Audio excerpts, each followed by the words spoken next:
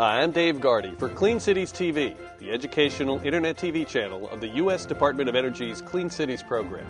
CCTV features videos about projects of Clean Cities coalitions around the country. Michigan's capital city, Lansing, has eagerly awaited the deployment of electric vehicles, and excitement continues to build as the vehicles begin to hit the streets. The arrival of new plug-in electric vehicles will broaden Lansing's energy portfolio, reducing petroleum dependency, harmful emissions, and boosting economic development.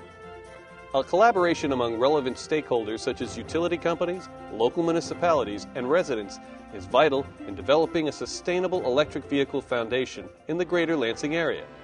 Utility companies are playing an integral role in planning for new vehicles by preparing electric grids to support higher capacity. One member of Greater Lansing Area Clean Cities, Lansing Board of Water and Light, a public utility serving the Greater Lansing area, has been ahead of the curve to ensure that the charging infrastructure for new plug-in electric vehicles accommodates the needs of vehicle owners and local communities. In 2009, the Lansing Board of Water and Light received a federal appropriation through the U.S. Department of Energy's Office of Energy Efficiency and Renewable Energy. Lansing Board of Water and Light has used this funding to establish the Plug-in Electric Vehicle Community Project to prepare the Greater Lansing area to plug in. The goals of this project are to identify and address barriers to market entry, assess the impact that charging vehicles will have on the electric grid, and gain the support of Michigan lawmakers, businesses, and residents. Angie Goodman, Office Administrator at the Lansing Board of Water and Light, and also the Assistant Project Manager of the Plug-in Electric Vehicle Project, comments on the Lansing Electric Vehicle Project. The Board of Water and Light's Plug-in Electric Vehicle Community Project got started 2 years ago when we applied for a federal earmark and received funding to deploy electric vehicles and their charging infrastructure into our electric service territory. We assembled a plug-in electric vehicle team and determined what the scope of work would be. We decided we want 25 electric vehicles in our service territory and up to 50 charging stations. Our program will include community, residential, and governmental agencies as our partners. We did approach the community and governmental partners, for example, colleges, townships, and municipalities, to ask them if they'd be interested in taking part in our program. Their commitment would be they would purchase a plug-in electric vehicle, we would provide the infrastructure for them, and we would collect data off of their vehicle and the charging station. Residential participants were a little different. They did have to fill out applications to be part of our program. They had to meet certain requirements. They have to live and work in our electric service territory. They have to be part of our program for 3 years. They have to have decals on their vehicle showing that they are part of the program. They have to answer surveys and go to forums if we ask them to come speak at groups, and hand out brochures about the vehicle.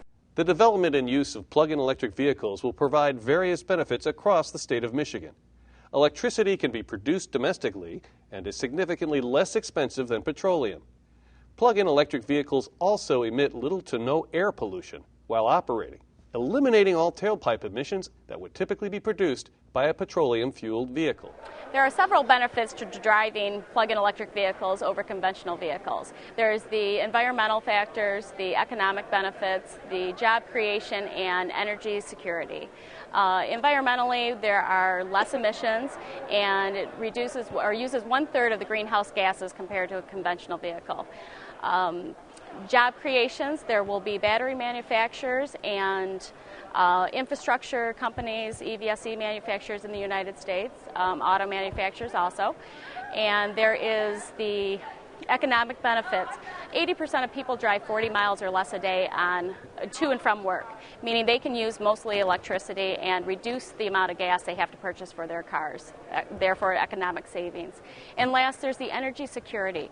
The electricity that's used to power an electric vehicle is made by domestic energy or domestic sources here in the United States, and it will reduce our dependency on foreign oil. The Lansing Board of Water and Light now has 6 Chevrolet Volts in its program and 7 charging stations. Collecting information on participants' use of these vehicles and charging will help to determine best practices for installing charging units, managing electric power distribution, and educating community members on the benefits of electric vehicles. Mark Lee, one of the first Chevy Volt owners in the state of Michigan, talks about his participation in the Lansing Board of Water and Light's Plug-in EV Community Project. I was interested in getting involved in this program because the extra money towards my Volt obviously does make it more affordable for me to be able to actually get the car. But also, I'm very interested in technology, and it's kind of exciting to be part of the whole newness of the whole electrification of the automotive world. Being an early adopter does have some advantages and disadvantages. Certainly, I actually ordered my vehicle without ever actually being in one or seeing one in person. But I certainly do a lot of reading on the internet, and I read a lot of reviews from people who had been in them. Also, there has a tendency to be a few little glitches in the system when they're first producing a new vehicle. My vehicle is number 707, so it's not actually right out of the gate, but I really had virtually no problems with it. So I'm very happy about being able to have been one of the first people.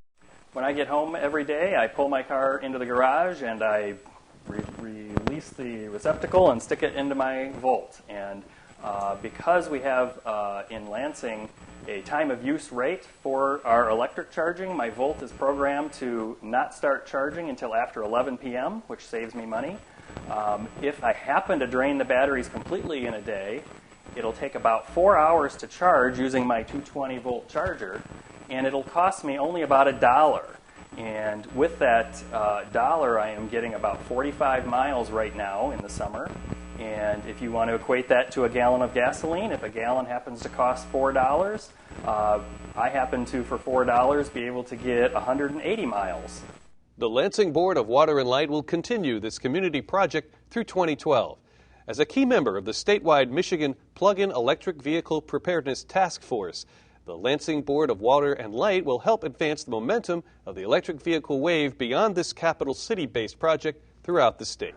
What we've learned and experienced so far with our project is there's been a tremendous support from the local residents in the area and community partners for plug-in electric vehicles and their charging infrastructure. We've learned that the vehicles have been a little more challenging to come by. There aren't as many vehicles out there as there is demand for the vehicles. The charging stations and installation process has been a barrier that we've taken on and want to learn how to overcome. We want to make it easy for our community partners to be able to plug in when they're at home or when they're at work. There's different charging stations. Some function different with the car. You've got installation models that are different at home, different at work. So that's things we've been experiencing, but we've been taking them head on and finding solutions to them. What we can expect in the future is to keep educating the public. We want to get out there. We want to get the support of the community to continue plug-in electric vehicles, make sure this is something that they embrace and they want to see go forward. So far, we've seen that from everybody. We plan in the next year we'll have another 10 or so electric vehicles out on the road as part of our program, and we will have a total of 15 charging stations in our service territory.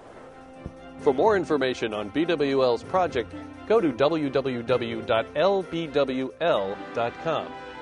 And for more information on Michigan's Plug-in Preparedness Task Force, visit www.pluginmichigan.org. To learn more about the great strides Greater Lansing Area Clean Cities is making towards electric vehicle deployment, visit www.michigancleancities.org. For Clean Cities TV, I'm Dave Gardner.